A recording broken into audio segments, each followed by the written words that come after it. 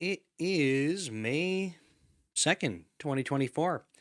I actually went to go record this last night and I realized it was only Wednesday, so I'm getting earlier and earlier in the week to go record these. But yeah, I got like 5 minutes in and I was like, what am I doing here?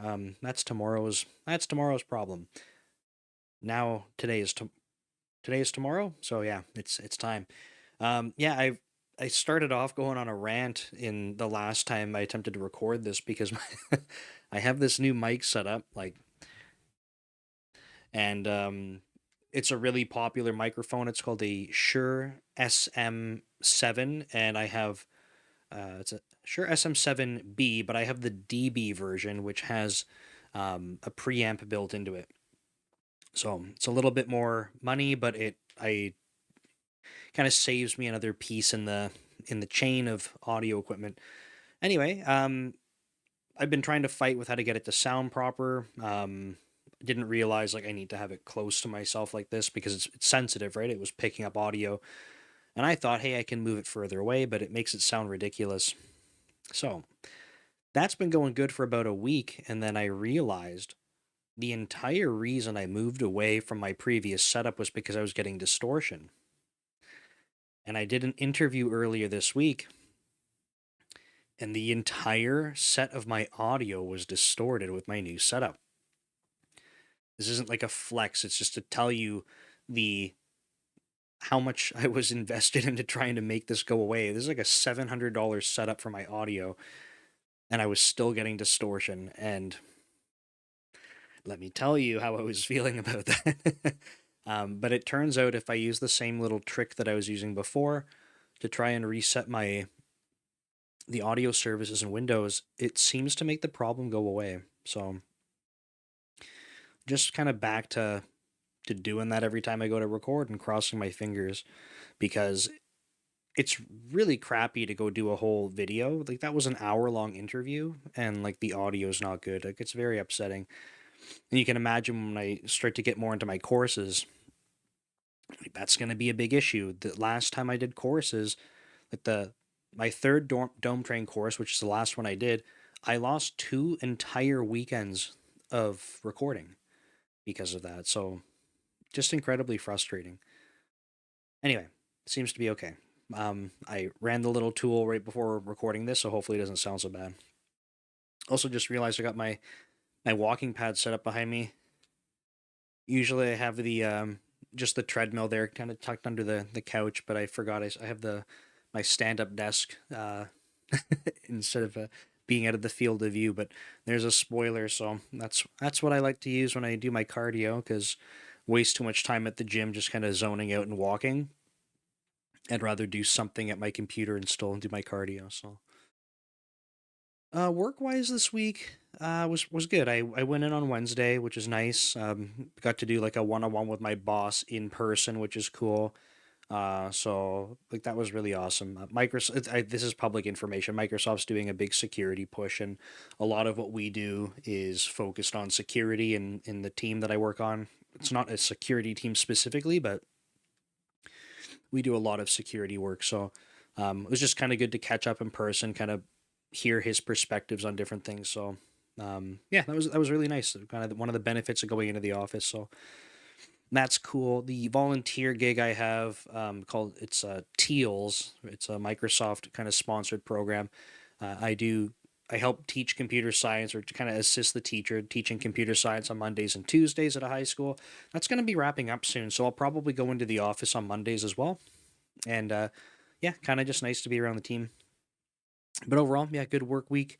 Um, Side project stuff. I can't remember if I gave the update last time. I think I did. We're gonna onboard someone to try, um, kind of like a manual, non-scalable approach to prove the concept, which we're pretty confident in. I don't think we're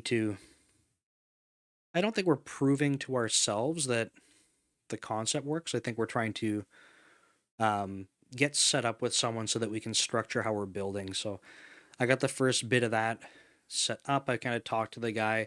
We just couldn't find a good time this week to meet. He was even like he messaged me a little bit earlier today and said, "Hey, like, can you do tomorrow? Kind of the end of the day, but doesn't really work well for me." I'm gonna be picking up my my project hobby car that I have. It's always sitting in shop, so I'm gonna get that tomorrow. So I have to take off part of the workday to go get that from south of Seattle. But anyway, I think we're gonna try to touch base on Monday. That should be good because I'm excited to see like proving to someone else the value of this and being able to iterate with them. Have like I think we learned that from before with Meal Coach. Do it early, get the iterations going, and we'll be off to the races. I'm pretty sure. So nothing much else to update there though. So content wise, the live stream was a little slower this week, which kind of sucked. Um, not like not setting the standard to say like I'm like upset with the audience for not attending. I mean, it felt it felt like the couple before there was actually some momentum building, which is really cool to see. And this one there was just none. So I don't know if the topic was off or like something about it, but kind of lousy to be like, oh man, like I wanted to see like the growth, but you know, it is what it is. It's fine. So I'll do another one of those on Monday coming up. I've enjoyed those, so I want to keep doing that. Um, I mentioned I did an interview earlier this week. Um, that that was the one with the audio that didn't go so well. I have another call tomorrow, so that will be next week's interview I release. And in fact, I have another interview lined up, I think, for Tuesday next week, and I'll put that the week after. But I've really enjoyed how those are going. I've had some very positive feedback on that, so I'm excited. What else is going on? Trying to do a little bit more for sponsorships in terms of content. And I've mentioned this before in these videos. It's hard, like I don't know who's watching what, right? So I don't know if you've seen where I've talked about this, but um, in terms of being able to pay for my content creation, that's been funded by selling courses. So I want to make sure that I can open up some more income streams with the content creation that are aligned to the content I'm creating. So I'm trying to work on a sponsorship opportunity that should help. And the goal is that I have to obviously talk with the company to make sure it's going to work. But if I could do something like slightly more than it costs me to have the video edited, then that means every time I publish a video, I make money. To me, that's already like a way cooler position to be in because every time I publish a video right now, I'm losing money. I was losing time before, and I'm losing time to go make the video, but I'm losing less time now because I have them edited. It just means that it costs me money. So it's kind of funny, like in a month's worth of YouTube videos, I lose hundreds of dollars. um, so seems silly, like why would I do that? But I think for me, it's a scale thing. I want to make sure that I can have my time back, and I fully believe like I'm in a position where I can afford to do that. At least I realize not everyone is. That's fine. I'm able to float that either based on course income, or if I needed to, I could go support that personally. It's not going to be an issue, but it's not a long term sustainable thing to be losing money on putting videos out. I want to make sure that they can be profitable. So the sponsor that I'm talking to is very much aligned with the C sharp audience, which is important to me. I like what they do, and I think that the audience will be aligned to it. So I think that's important. The tricky thing, of course, is like people are like, "Well, I don't want to see ads in the videos," right? And that's fine. I understand that some people may be bothered by that, but like the content's free, right? You can skip the in video advertisement. Like it's okay. I want you to watch it because I think that the what will be offered is valuable truly, or else I wouldn't do it. That's why like it's not when I go make this content, I'm not trying to look for anyone who can go sponsor anything and just be like, hey, let me like pay me and I'll just put anything in this video. Like I want to make sure that it's aligned to the audience, or else it's not good for anyone, right? It's not even good for me because that would be a short term thing where the people sponsoring me be like, hey, this isn't converting. We don't want to do business. Duh. Like, why would you? So, yeah, I think it'll be a good opportunity. So happy to explore that. Uh, this one's a pretty short one actually. So, and I'll talk about sleep too because I've been ending these videos with some sleep conversation. Core stuff. So I've mentioned before that I have two more. Um, I don't have the statement of works for them from Dome Train, but I have two more courses that I will be doing this year. Technically, I think one of them isn't doesn't have like a time horizon, but I'll probably do it by the end of the year. Would make sense to. But I was talking to other Nick, because I'm also Nick Chapsis, about another course, and this one will be different. And I'm interested. I let him know I wanted to express interest, make sure that there's no other author working on it. Um, but I haven't got the other ones. I have the verbal sign off. I don't have the verbal sign off on this one, but this one would be really cool. I'll leave it at that. So I'm kind of eagerly awaiting. We're in completely different parts of the world, so the time zones are really funny. But I'm eagerly awaiting to see what his feedback is. But that'll be cool. Because yeah, it's been 2 months, a month now since I wrapped up my last course. These ones have like one of the two that I have verbal agreement for. They have looser time horizons.